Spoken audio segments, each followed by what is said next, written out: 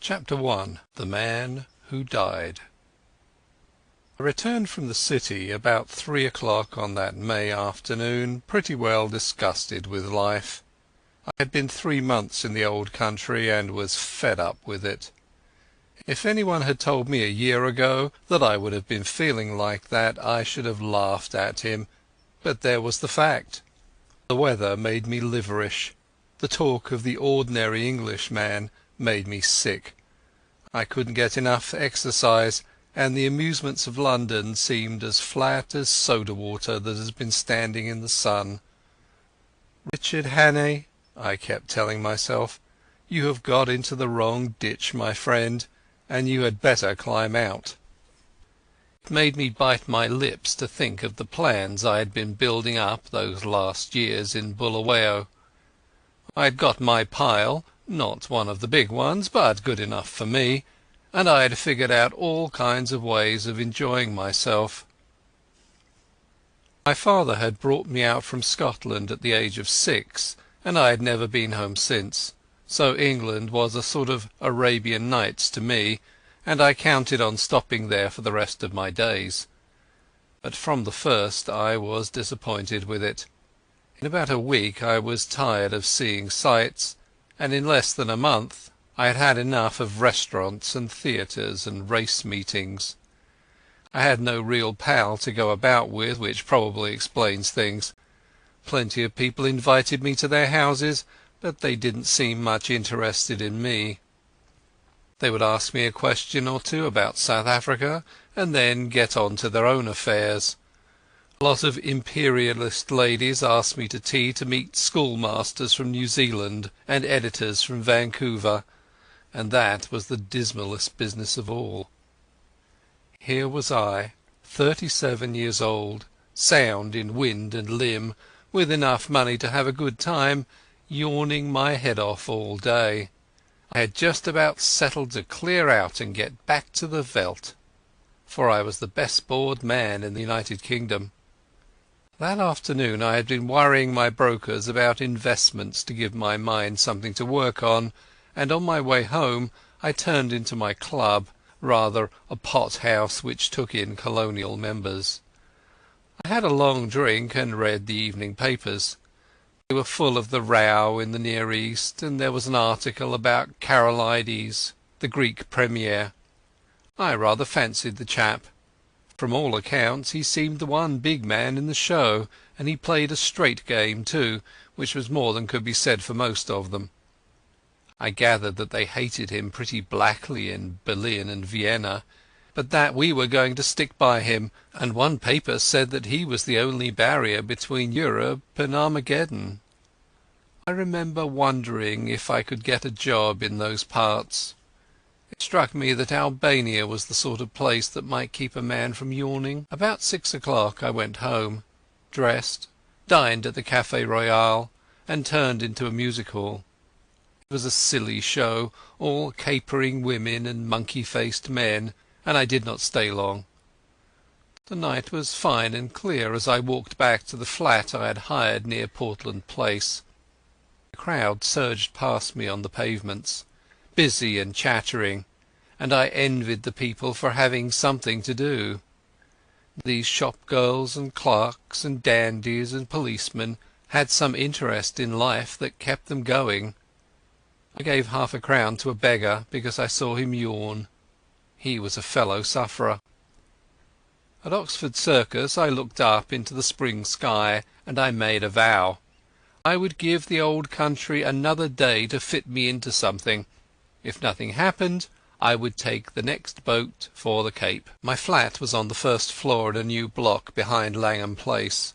There was a common staircase with a porter and a lift man at the entrance, but there was no restaurant or anything of that sort, and each flat was quite shut off from the others. I hate servants on the premises, so I had a fellow to look after me who came in by the day. He arrived before 8 o'clock every morning, and used to depart at 7, for I never dined at home. I was just fitting my key into the door when I noticed a man at my elbow. I had not seen him approach, and the sudden appearance made me start. He was a slim man with a short brown beard, and small gimlety blue eyes. I recognized him as the occupant of the flat on the top floor with whom I had passed the time of day on the stairs. "Can I speak to you?" he said. "May I come in for a minute?" He was steadying his voice with an effort, and his hand was pawing my arm. I got my door open and motioned him in. No sooner was he over the threshold than he made a dash for my back room where I used to smoke and write my letters. Then he bolted back. "Is the door locked?" he asked feverishly, and he fastened the chain with his own hand. "I'm very sorry," he said humbly. "It's a mighty liberty, but you look the kind of man who would understand.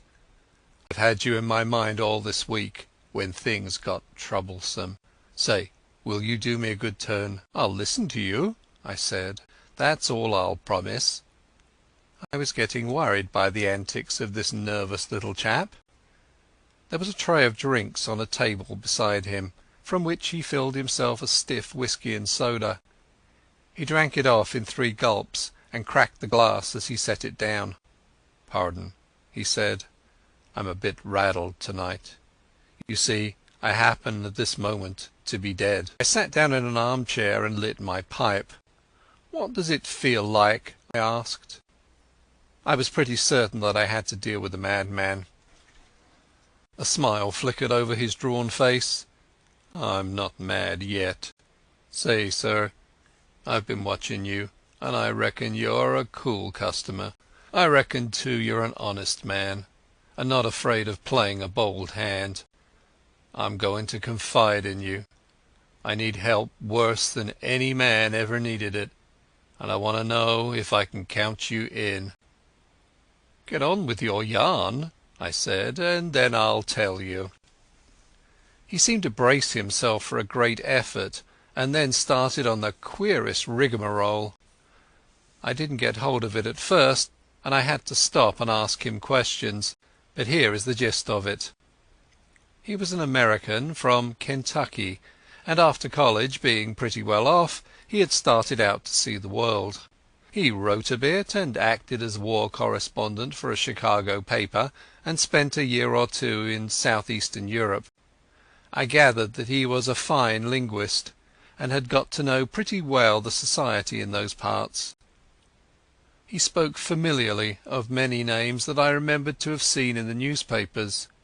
He had played about with politics, he told me, at first for the interest of them, and then because he couldn't help himself. I read him as a sharp, restless fellow who always wanted to get down to the roots of things. He got a little further down than he wanted. I'm giving you what he told me as well as I could make it out. Away behind all the governments and the armies there was a big subterranean movement going on, engineered by very dangerous people. He had come on it by accident. It fascinated him. He went further, and then got caught.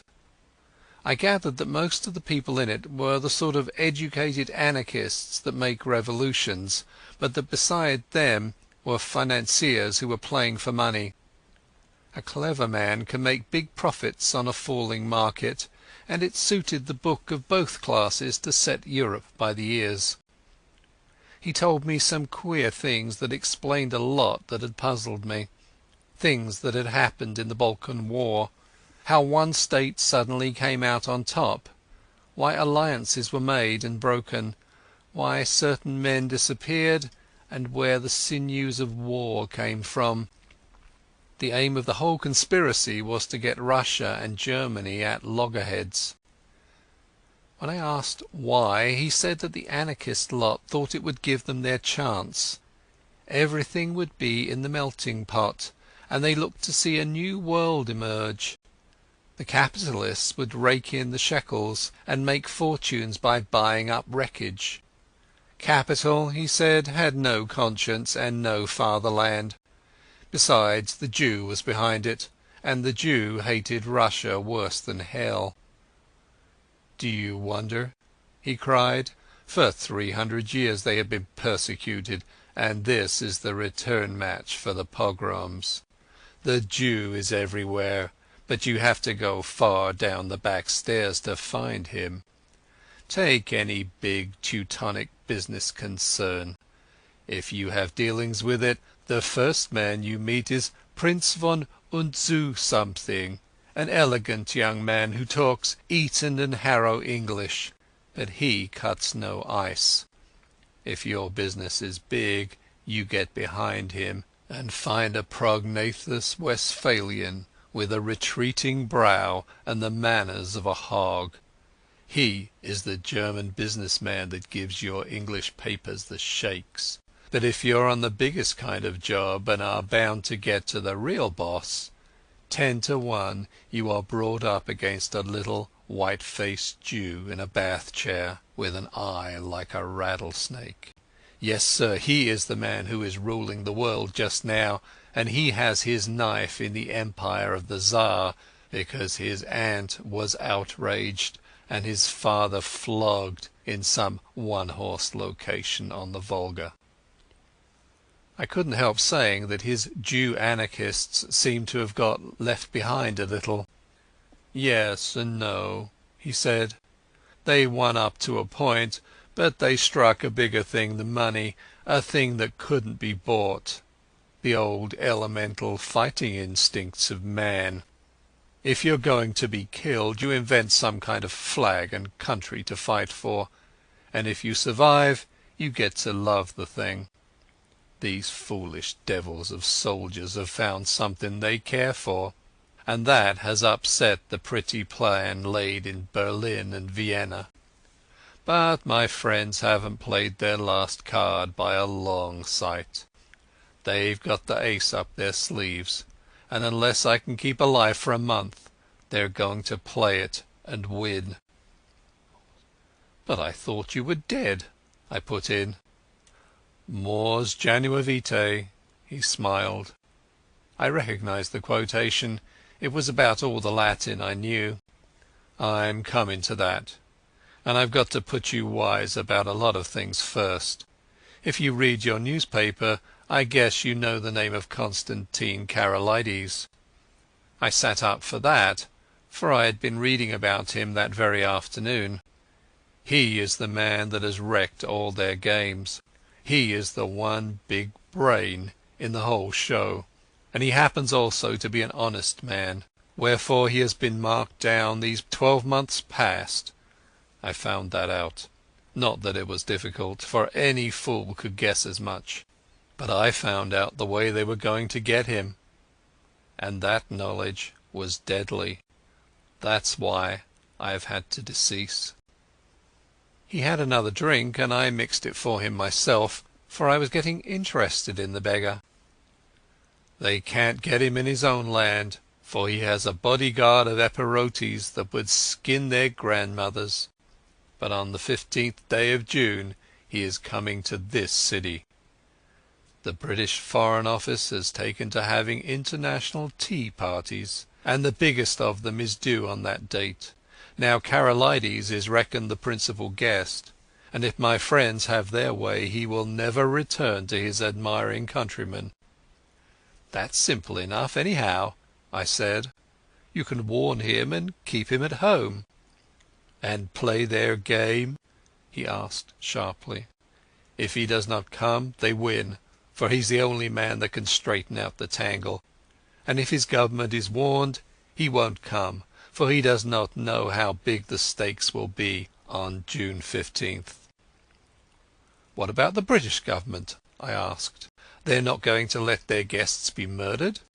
Tip them the wink, and they'll take extra precautions. No good.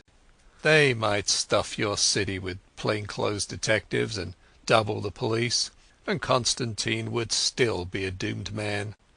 My friends are not playing this game for candy. They want a big occasion for the taking off, with the eyes of all Europe on it. He'll be murdered by an Austrian, and there'll be plenty of evidence to show the connivance of the big folk in Vienna and Berlin. It will all be an infernal lie, of course, but the case will look black enough to the world. I'm not talking hot air, my friend. I happen to know every detail of the hellish contrivance, and I can tell you it will be the most finished piece of blackguardism since the Borgias. But it's not going to come off if there's a certain man who knows the wheels of the business alive right here in London on the 15th day of June. And that man is going to be your servant, Franklin P. Scudder." I was getting to like the little chap. His jaw had shut like a rat trap, and there was a fire of battle in his gimlety eyes. If he was spinning me a yarn, he could act up to it. "Where did you find out this story?" I asked. "I got the first hint in an inn in the Achensee in Tyrol. That set me inquiring, and I collected my other clues in a fur shop in the Galician quarter of Buda, in a strangers' club in Vienna, and in a little bookshop off the Racknitzstrasse in Leipzig. I completed my evidence 10 days ago in Paris. I can't tell you the details now, for it's something of a history. When I was quite sure in my own mind I judged it my business to disappear, and I reached this city by a mighty queer circuit. I left Paris a dandified young French-American, and I sailed from Hamburg a Jew diamond merchant. In Norway I was an English student of Ibsen, collecting materials for lectures. But when I left Bergen I was a cinema man with special ski films. And I came here from Leith with a lot of pulpwood propositions in my pocket to put before the London newspapers. Till yesterday I had thought I had muddied my trail some, and was feeling pretty happy. Then—" The recollection seemed to upset him, and he gulped down some more whisky. "Then I saw a man standing in the street outside this block. I used to stay close in my room all day, and only slip out after dark for an hour or two. I watched him for a bit from my window, and I thought I recognized him. He came in and spoke to the porter. When I came back from my walk last night I found a card in my letter-box. It bore the name of the man I want least to meet on God's earth." I think that the look in my companion's eyes, the sheer naked fright on his face, completed my conviction of his honesty. My own voice sharpened a bit as I asked him what he did next. "I realized I was bottled up as sure as a pickled herring, and that there was only one way out. I had to die. If my pursuers knew I was dead, they would go to sleep again." "How did you manage it?" "I told the man that valets me that I was feeling pretty bad, and I got myself up to look like death. That wasn't difficult, for I'm no slouch at disguises. Then I got a corpse. You can always get a body in London if you know where to go for it. I fetched it back in a trunk on the top of a four-wheeler, and I had to be assisted upstairs to my room. You see, I had to pile up some evidence for the inquest. I went to bed and got my man to mix me a sleeping draught, and then told him to clear out. He wanted to fetch a doctor, but I swore some and said I couldn't abide leeches. When I was left alone I started in to fake up that corpse. He was my size, and I judged had perished from too much alcohol, so I put some spirits handy about the place. The jaw was the weak point in the likeness, so I blew it away with a revolver. I daresay there will be somebody tomorrow to swear to having heard a shot, but there are no neighbours on my floor, and I guessed I could risk it. So I left the body in bed, dressed up in my pyjamas, with a revolver lying on the bedclothes, and a considerable mess around. Then I got into a suit of clothes I had kept waiting for emergencies. I didn't dare to shave for fear of leaving tracks, and besides, it wasn't any kind of use my trying to get into the streets. I'd had you in my mind all day, and there seemed nothing to do but to make an appeal to you. I watched from my window till I saw you come home, and then slipped down the stair to meet you. There, sir, I guess you know about as much as me of this business." He sat blinking like an owl, fluttering with nerves, and yet desperately determined. By this time I was pretty well convinced that he was going straight with me. It was the wildest sort of narrative, but I had heard in my time many steep tales which had turned out to be true, and I had made a practice of judging the man rather than the story. If he'd wanted to get a location in my flat and then cut my throat, he would have pitched a milder yarn. "Hand me your key," I said, "and I'll take a look at the corpse. Excuse my caution, but I'm bound to verify a bit if I can." He shook his head mournfully. "I reckoned you'd ask for that, but I haven't got it. It's on my chain on the dressing table. I had to leave it behind, for I couldn't leave any clues to raise suspicions. The gentry who are after me are pretty bright-eyed citizens. You'll have to take me on trust for the night, and tomorrow you'll get proof of the corpse business right enough."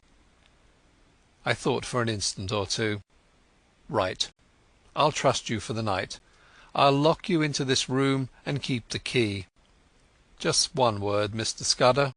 I believe you're straight, but if so be you're not, I should warn you that I'm a handy man with a gun." "Sure," he said, jumping up with some briskness. "I haven't the privilege of your name, sir, but let me tell you that you're a white man. I'll thank you to lend me a razor." I took him into my bedroom and turned him loose. In half an hour's time a figure came out that I scarcely recognized. Only his gimlety, hungry eyes were the same. He was shaved clean, his hair was parted in the middle, and he had cut his eyebrows. Furthermore, he carried himself as if he had been drilled, and was the very model, even to the brown complexion, of some British officer who had had a long spell in India. He had a monocle, too, which he stuck in his eye, and every trace of the American had gone out of his speech. "My hat, Mr Scudder," I stammered. "Not Mr Scudder," he corrected. "Captain Theophilus Digby of the 7th Gurkhas, presently home on leave. I'll thank you to remember that, sir." I made him a bed in my smoking room, and sought my own couch more cheerful than I had been for the past month. Things did happen occasionally, even in this God-forgotten metropolis. I woke next morning to hear my man, Paddock, making the deuce of a row at the smoking-room door. Paddock was a fellow I had done a good turn to out on the Selakwe, and I had inspanned him as my servant as soon as I got to England. He had about as much gift of the gab as a hippopotamus, and was not a great hand at valeting, but I knew I could count on his loyalty. "Stop that row, Paddock," I said. "There's a friend of mine, Captain I couldn't remember his name, dossing down in there. Get breakfast for two and then come and speak to me." I told Paddock a fine story about how my friend was a great swell, with his nerves pretty bad from overwork, who wanted absolute rest and stillness. Nobody had got to know he was there, or he would be besieged by communications from the India Office and the Prime Minister, and his cure would be ruined. I'm bound to say Scudder played up splendidly when he came to breakfast. He fixed Paddock with his eyeglass just like a British officer, and asked him about the Boer War, and slung out at me a lot of stuff about imaginary pals. Paddock couldn't learn to call me sir, but he sirred Scudder as if his life depended on it. I left him with the newspaper and a box of cigars, and went down to the city till luncheon. When I got back the porter had a weighty face. "Nasty business here this morning, sir. Gent in number 15 been shot hisself. They just took him off to the mortuary. The police are up there now." I ascended to number 15 and found a couple of bobbies and an inspector busy making an examination. I asked a few idiotic questions and they soon kicked me out. Then I found the man that had valeted Scudder and pumped him, and I could see he suspected nothing. He was a whining fellow with a churchyard face, and half a crown went far to console him. I attended the inquest next day.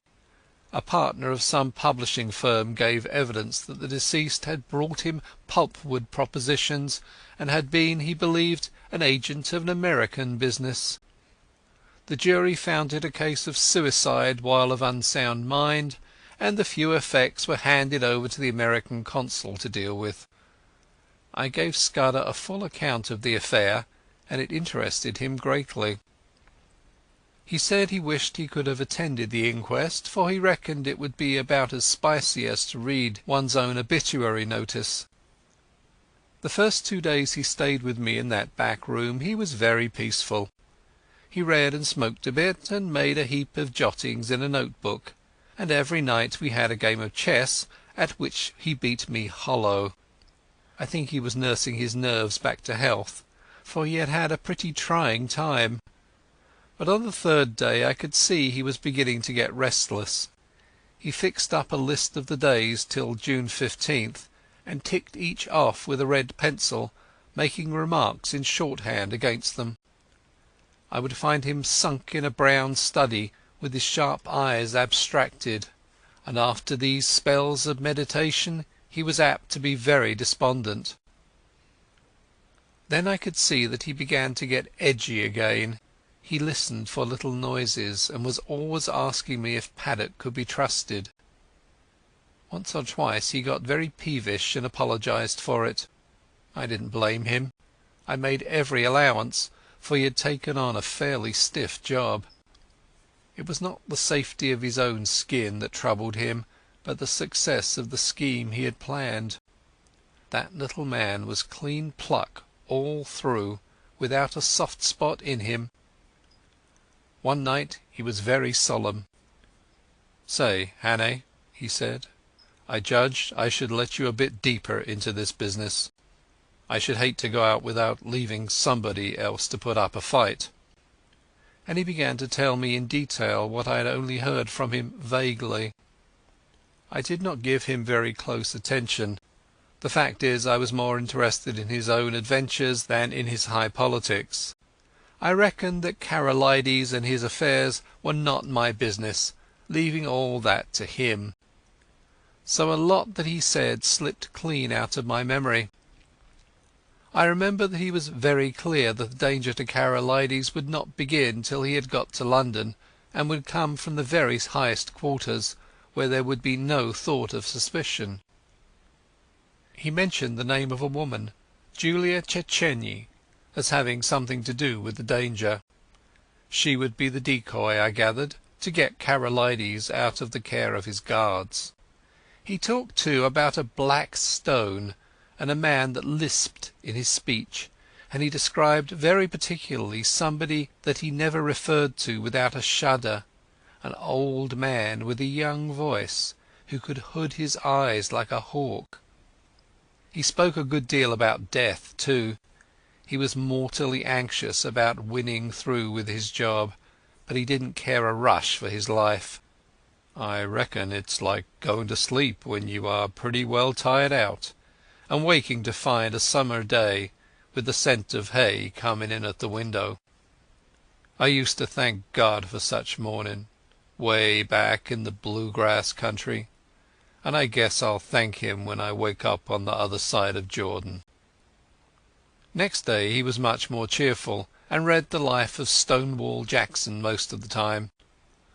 I went out to dinner with a mining engineer I had got to see on business, and came back at about 10:30 in time for our game of chess before turning in.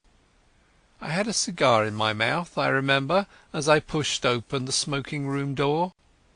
The lights were not lit, which struck me as odd. I wonder if Scudder had turned in already.